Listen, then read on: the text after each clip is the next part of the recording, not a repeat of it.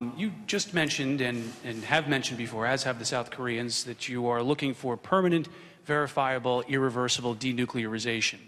How does the United States specifically define that? Is it inspections, full facility dismantling? Is it more than that, less than that? And also, you have had more substantive conversations with Kim Jong-un than arguably any other Westerner. What is your impression of him? Do you think he's rational? And simply, what's it like to talk to him? To the foreign minister, are South Korea and regional allies discussing providing any sanctions relief to North Korea before the summit between President Trump and Kim Jong-un?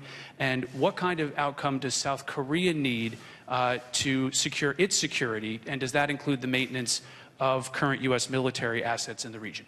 Thank you very much.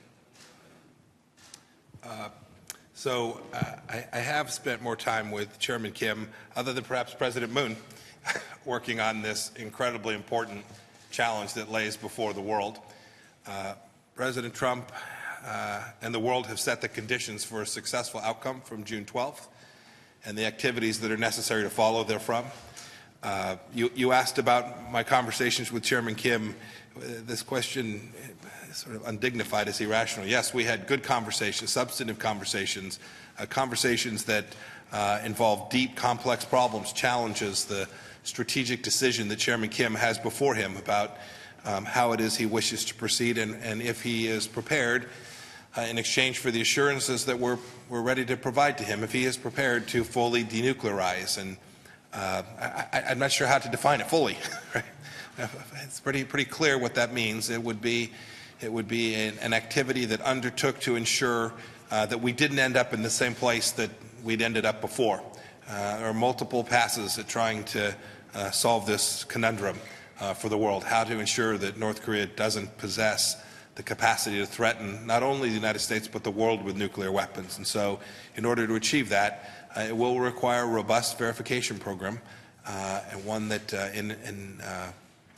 that we will undertake with partners around the world, which will achieve that outcome in a way that, frankly, no agreement before it has ever set forth. A big undertaking for sure, but one that Chairman Kim and I had the opportunity to have a good, sound discussion on, so that I think we have a pretty good understanding between our two countries about what the shared objectives are.